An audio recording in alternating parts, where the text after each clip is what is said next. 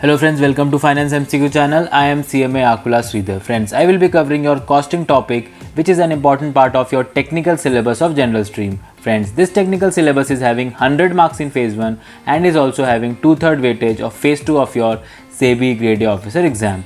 So let's begin. And friends, in today's topic, I will be covering some important terms which are very much relevant for your exam. The first important term is bill of material. So friend, bill of material is a complete schedule of parts and materials required for a particular order prepared by the drawing office and issued by it together with the necessary blueprints of drawings. Let's take an example of a bicycle manufacturing company where bill of material will include various bicycle parts such as its frames, brakes, handlebars, wheels, tires, chains, pedals, including the quantity required for each component and their cost. So friends, if we see, bill of material will help the companies in planning the purchase of raw material, then estimating material cost, gaining inventory control, tracking and planning material requirements, and also maintaining accurate records. Next term is material requisition note. So friends, material requisition note is a document issued by a department in charge requesting the storekeeper to issue certain materials to a job or standing order number. So friends, a sample material requisition note will include the job number, date of requisition, date by which material required, then its quantity and the authorized signatory. Next term is goods received note. So friends, this is prepared by the stores department and it is an important document as it compares the quantities received with the purchase order quantity and also forms the basis of accounting entry in the store's ledger and stock records. So friends, once a store manager receives the goods from a vendor, he will just cross-check the materials with the purchase order issued, and a sample goods received note will include the name of the supplier, different products delivered, date and time of delivery, quantity, name and signature of the store manager, name and signature of the supplier representative as well. Next term is bin card. So friend, bin card is a quantitative record of the receipts, issues and closing balance of items of store. Friends, this card is debited with the quantity of stores received, credited with the quantity of stores issued, and balance of quantity of store is taken after every receipt or issue. Like for example friends, if there are different categories of items like item 1, item 2 which are under the custody of a storekeeper, then for each category a storekeeper will have to maintain a bin card and that will have the quantitative records of the receipt, the issue and balance to be recorded after each transaction. Next term is store ledger. Friends, store ledger is maintained by the costing department to make record of all receipts, issue of material with quantities and values also. So friends, the ledger contains an account of every item of stores in which receipt, issue and balances are recorded both in quantity and value. So friends, this is similar like bin card, but here apart from quantitative records, even monetary records are also maintained. Next is two bin system. So friends, the two bin system is composed of two bins which are full of component or materials. So as production commences, one bin is drawn down of materials and the other bin which is still full acts as a buffer or safety stock.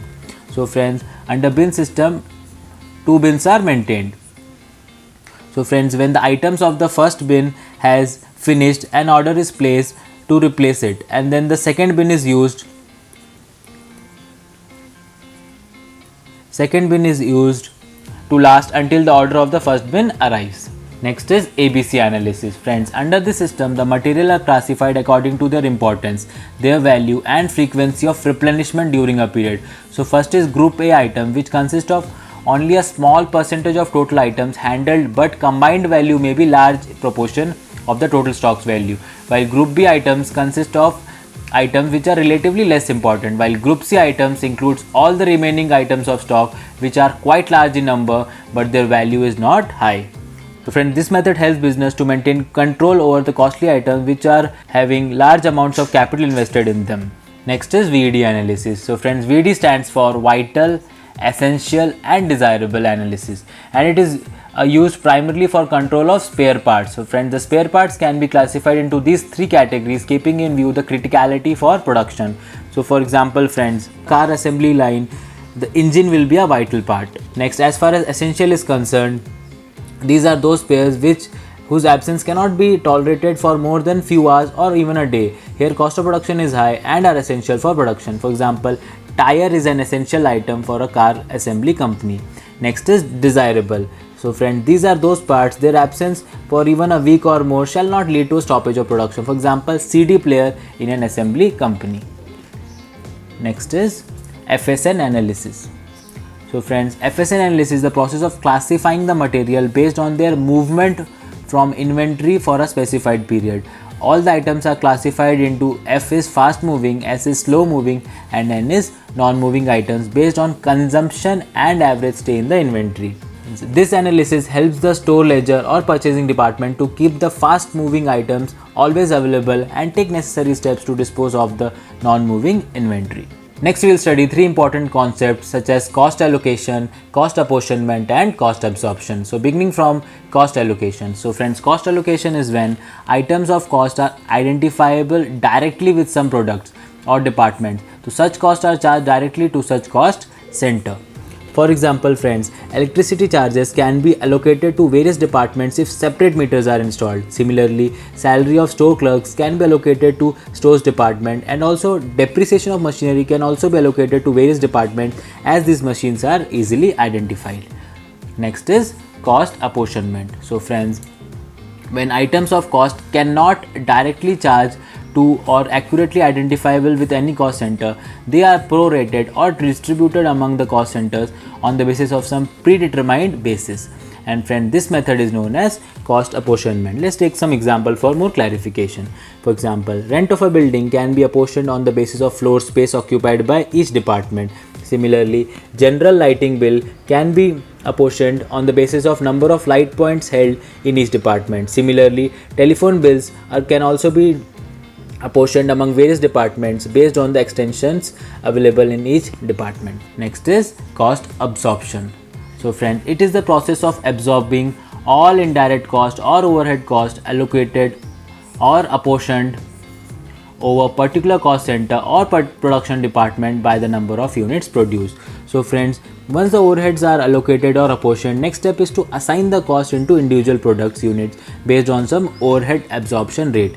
And friends, there are several methods to calculate this overhead absorption rate, like on the basis of actual or predetermined overhead rate, or even on the basis of blanket or multiple rates. Next we will study what is waste. So friends, this is a residue such as smoke, dust, gases, slag, etc., which arises in course of manufacturing process and practically have no measurable sales value or utility value, due to which the quantity of the output is less than the input.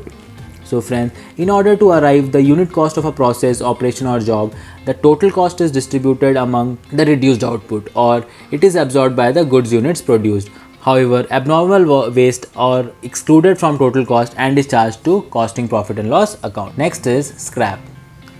So friend, this is a form of incidental material residue coming out of certain types of manufacturing process, but it is usually in small amounts and has low measurable utility or market value, recoverable without further processing. Example, sawdust and trimmings in timber industry, cutting pieces and splits in leather industry. So friends, accounting treatment of scrap may include like crediting of sales value to revenue account, or crediting to overheads, or even transferring to another jobs as input for utilization in that job, etc. Next is spoilage. So friend, these are production units which does not come up with the required standard specifications or quality and has to be rejected outright. Friends, spoilage involves not only loss of material but also of labor and manufacturing overheads incurred up to the stage when the spoilage is incurred. So friends, the distinction between scrap and spoilage is that scrap mostly arises as a result of processing materials, but spoilage occurs due to some defect in operations or materials which may or may not be inherent in the manufacturing process or operation. So as far as accounting treatment is concerned, it may be treated as waste or scrap depending upon the quality of output. So friends, let's move on and study a very important topic, that is EOQ. And EOQ stands for economic order quantity. So friends, the total cost of material cost consists of buying cost, total ordering cost and total carrying cost. So economic order quantity is the size of the order for which both ordering and carrying cost are minimum. So it is calculated by the formula 2 under root of 2 into annual demand into cost per order divided by annual holding cost per unit. So friends, let's take one practical question so that this concept of EOQ will be more clear in your mind. So friends, here we have to calculate economic order quantity and number of orders to be placed in the year. The data given is per annum demand is 10,000 kg, cost of placing order is rupees 50, cost per kg of raw material is rupees 2 and storage cost is 8% on average inventory. So friends, if you remember the formula, it was 2 into annual demand into cost per order divided by annual holding cost per unit. So friends, first we will have to calculate annual holding cost per unit. That is given as 8% of rupees 2. So this will come to 0.16 rupees. So friends, if we put the value in our formula, it will be 2 into annual demand, that is 10,000 kg, into cost of placing order, that is 50, then annual holding cost that we just calculated is 0.16. So if we calculate this, so this will come to square root of 625 and 4 zeros. So then that will be 2500 kgs. So economic order quantity, friends, will be 2500 kgs. And we also have to calculate the number of orders to be placed in a year. So then that can be calculated as number of orders will be annual demand upon EOQ. So annual demand was 10,000 and EOQ was 2500 kg. So it will come to 4 orders. So friends, in today's lecture we covered some very important concepts such as bill of material, material requisition note, goods received note, bin card, then stores ledger, then two bin system. We also studied ABC analysis, VED analysis, then we studied FSN analysis, we studied cost allocation, cost apportionment, cost absorption, and then we saw the difference between waste, scrap and spoilage, and in the end we studied economic order quantity. So friends, for more practice of this topic in MCQ format, please visit financemcq.in, where we are presenting the entire SEBI grade A exam technical syllabus in MCQ format. We are presenting 2000 plus subject wise, topic wise MCQ questions to practice. Plus we have added explanation for correct answers wherever required for conceptual clarity. Apart from these, friends, we are presenting 25 national level test series for more and more practice. So please do visit financemcq.in and practice well for your technical syllabus. So that's all, friends. See you all tomorrow with some more insight on this topic. Till then, thank you very much for watching. Take care and goodbye.